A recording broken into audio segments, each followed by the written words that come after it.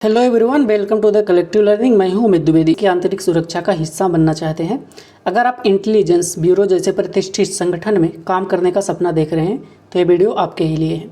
मैं लेकर आया हूं IBACO 2025 की complete strategy, notification, detail, vacancy, eligibility, उसके अलावा सिलेबस और PYQ के साथ क्या लिंक है वो भी मैं आपको बताऊँगा। कुछ जो एक सीरियस एस्पिरेंट के लिए जानना ज़रूरी है वो सब मैं आपको बताने वाला हूँ। और हाँ, ये सिर्फ एक नौकरी नहीं है, ये एक जिम्मेदारी है। कैसी जिम्मेदारी? एक ये मिशन है, एक सेवा है जिसमें आप देश की आंख और कान जाकर बनते हैं। तो चलिए शुरुआत करते हैं इस सफ़र की, जहाँ मंजिल है ACO officer in intelligence bureau. Stay tuned till the end, every slide has been crafted to make your selection a reality. Let's begin. यहाँ पे आप देख सकते हैं IBACO का नोटिफिकेशन यहाँ पे जारी कर दिया गया है। इसकी सूचना और परीक्षा तिथियाँ देख लेते हैं। यहाँ पे मैंने हिंदी और इंग्लिश दोनों में दिया है ताकि आपको समझने में आसानी हो। तो आप देख सकते हैं इसकी नोटिफिकेशन, शॉर्ट नोटिफिकेशन 14 जुलाई के दिन आ जाता है और डिटेल नोटिफिकेशन आता है 18 जुलाई को। एप्लीकेशन स्टार्ट हो जाते हैं, 19 जुलाई से स्टार्ट हो चुके हैं और इसकी लास्ट डेट है अप्लाई की 10 अगस्त 2025 तक आप इसको अप्लाई कर सकते हैं। यहाँ पे लास्ट डेट आप फीस पेमेंट आप देख सकते हैं 12 अगस्त तक आप कर सकते हैं। यानी कि अगर 10 अगस्त तक आपने फॉर्म अपना फिल कर लिया है तो उसकी फ़ीस पेमेंट आप 12 तक कर सकते हैं। आगे देखते हैं। यहाँ पे देखिए कुल वैकेंसी कितनी है, तो यहाँ पे आप टोटल पोस्ट देख सकते हैं 3717 पोस्ट हैं। UR की 1537, OBC की 946, SC की 566, ST की 226, EWS की 442 पोस्ट हैं। पोस्ट यहाँ पे आप देख सकते हैं ACO सेकंड एंड एग्जीक्यूटिव की है। ये किसके अंतर्गत आती है? डिपार्टमेंट ऑफ इंटेलिजेंस ब्यूरो, जो कि मिनिस्ट्री ऑफ होम अफेयर्स के अंतर्गत आता है। आगे देखते हैं इसकी एलिजिबिलिटी क्राइटेरिया क्या है। तो इसके लिए क्या है? Graduation in any discipline from recognised university. आपके पास ग्रेजुएशन किसी भी विषय में होना चाहिए। Final year student non eligible, तो ये आप इनका फाइनल ईयर में है अभी, मतलब जो बच्चे भी फाइनल ईयर में हैं वो इसके लिए एलिजिबल नहीं है।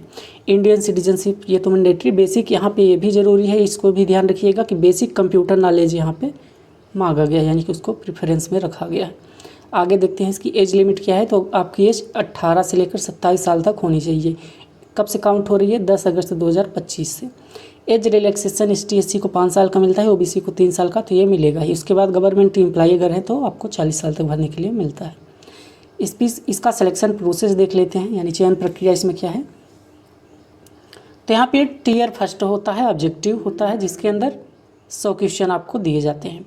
टीयर सेकंड जहाँ पे डिस्क्रिप्टिव होता है वो 50 नंबर का होता है, डिस्क्रिप्टिव में आपको लिखना पड़ता है। उसके बाद टीयर 3 होगा जहाँ पे आपका इंटरव्यू होगा। फिर DP होगा, डॉक्यूमेंट वेरिफिकेशन, फिर मेडिकल एग्जामिनेशन, फिर फाइनल मेरिट जो बनती है वो टीयर फर्स्ट, टीयर सेकंड और टीयर थर्ड सभी से मिलाकर बनती है। यहाँ पे देख लेते हैं टीयर फर्स्ट का एग्जाम पैटर्न कैसा रहता है। तो देखिए 100 क्वेश्चन यहाँ पे पूछे जाएंगे और 100 मार्क्स के रहेंगे। टाइम कितना मिलेगा? 1 घंटे। इसीलिए अगर आप SSC की तैयारी पहले से कर रहे हैं तो आपके लिए काफ़ी आसान रहेगा। नेगेटिव मार्किंग यहाँ पे 1/4 रहती है। जहाँ पे क्वेश्चन देख लेते हैं, जनरल अवेयरनेस से कितने क्वेश्चन पूछे जाएंगे? 20 क्वेश्चन जनरल अवेयरनेस से, 20 क्वेश्चन टू क्वान्टिटेटिव एप्टीट्यूड, फिर लॉजिकल एंड एनालॉजिकल एबिलिटी से 20 मार्क्स, इंग्लिश लैंग्वेज 20 मार्क्स का है, 20 मार्क्स का आएगा, यहाँ पे 20 मार्क्स का आता है। तो ये टीयर फर्स्ट का आप यहाँ पे सिलेबस देख सकते हैं अच्छे से। टीयर सेकंड के बारे में देख लीजिए। यहाँ पे क्या होता है? डिस्क्रिप्टिव पेपर होता है जो कि 50 नंबर का होता है, ये भी 1 घंटे के अंदर। इसमें क्या होता है? एक इससे लिखना होता है जो कि 20 नंबर का आता है। इंग्लिश कॉम्प्रिहेंशन एंड प्रिसाइज, यानी कि नोट्स बनाने के लिए आता है, तो उसमें 30 नंबर का आता है। To be handwritten on paper, यानी कि क्या होता है? ऑफलाइन मोड पे होता है, आपको पेपर पे लिखना पड़ेगा। टीयर फर्स्ट का आप syllabus general awareness, current affairs, history, polity, geography, economy, ये सभी इसमें पूछे जाएंगे, जो कि आप SSC के लिए पहले से भी पढ़े होंगे या कोई और भी एग्जाम अगर आप दिए हैं तो उसके लिए सब पढ़े ही होंगे। क्वांट में जितने भी होते हैं मैथ में आप देखे हो, क्वांट के लिए आप भी क्वांट में जितना भी यहाँ पे दिया है परसेंटेज, रेशियो, प्रॉफिट लॉस, ये सभी आप पहले से पढ़े हैं। रीजनिंग में भी आप पढ़ चुके हैं। ग्रामर हो गया, इंग्लिश का सिनोनिम, एंटोनिम्स, ये सभी आप पढ़े हैं। GS में आप देख लीजिए स्टैटिक GK यहाँ पे पूछा जाएगा, डिफेंस और सिक्योरिटी अवेयरनेस। देखिए स्टैटिक GK के लिए मैं क्या कर रहा हूँ, वीडियो बना करके यहाँ पे अपलोड करने वाला हूँ, तो आप चाहें तो उसको भी देख सकते हैं। स्टैटिक GK के जितने भी इंपॉर्टेंट टॉपिक हैं सभी का मैं वीडियो बना के यहाँ पे अपलोड करूँगा। आगे देखते हैं यहाँ पे क्या पूछा जाता है, देख लीजिए। इस टॉपिक्स में जैसे साइबर क्राइम हो गया, नेशनल सिक्योरिटी हो गया, टेररिज्म हो गया, इंटेलिजेंस कोऑर्डिनेशन हो गया, बॉर्डर सिक्योरिटी और comprehension based on national issue. तो इन सभी इशू के ऊपर क्या होता है? टीयर 2 में आपको लिखने के लिए इसे मिल जाता है। टीयर फर्स्ट के लिए आप क्या कर सकते हैं, तो आप मॉक टेस्ट तो ऑलरेडी पहले से दे रहे होंगे, तो आप आईबी का स्पेसिफिक मॉक टेस्ट लगाइए। कम से कम 30+ में 30 से ज़्यादा ही मॉक टेस्ट आप लगा लीजिएगा और उसको एनालिसिस कीजिएगा। क्या कर सकते हैं, द हिंदू का एडिटोरियल आप पढ़ सकते हैं, उससे आपकी इंग्लिश कॉम्प्रिहेंशन की क्षमता बढ़ेगी। लूसेंट के लिए आप GK, current affairs for GA, practice DIA, reasoning daily, ये तो सभी आप, सबसे ज़रूरी यहाँ पे है कि आप अपनी स्पीड को बनाइए और एक्यूरेसी को बनाइए। आगे देखते हैं टीयर सेकंड की रणनीति में आप क्या कर सकते हैं कि आप प्रति सप्ताह एक अपना निबंध लिख सकते हैं। डेली एडिटोरियल आप द हिंदू से पढ़ सकते हैं। प्रैक्टिस प्रिसाइज राइटिंग को आप कर सकते हैं, यानी नोट्स बनाना आप सीखिए। एग्जाम्पल आप जैसे योजना पीआईबी अगर चाहें तो उसका वीडियो यूट्यूब में पड़ा रहता है, उसको सर्च करके वहाँ से देख सकते हैं। की वोकेबलरी एंड फ्रेज रीड, तो आप इसके लिए वोकेबलरी को काफ़ी ज़्यादा प्रेफर कर सकते हैं। ब्लैक बुक वगैरह हो गए, यहाँ से आप पढ़ सकते हैं। पीवाईक्यू एंड रिसोर्स, तो पिछले वर्षों के प्रश्न पत्र देखिए, यहाँ पे 2021 टीयर फर्स्ट का पीवाईक्यू आप देख सकते हैं, उससे आप प्रैक्टिस लगाइए। इसमें हुआ था तो वहाँ से आप इससे टॉपिक्स भी लेकर के उसके बारे में लिख सकते हैं। साइबर क्राइम एंड यूथ हो गया, role of intelligence in warfare देख सकते हैं। टेलीग्राम आप यूट्यूब या किसी और चैनल से आप देख लीजिएगा। अगर आप बोलेंगे मुझे तो मेरे टेलीग्राम पे आप जुड़ जाइए, वहाँ पे मैं इसके रिलेटेड पीवाईक्यू वहाँ पे डाल दूँगा, तो अगर आप डिमांड करेंगे तो कमेंट बॉक्स में बताइएगा।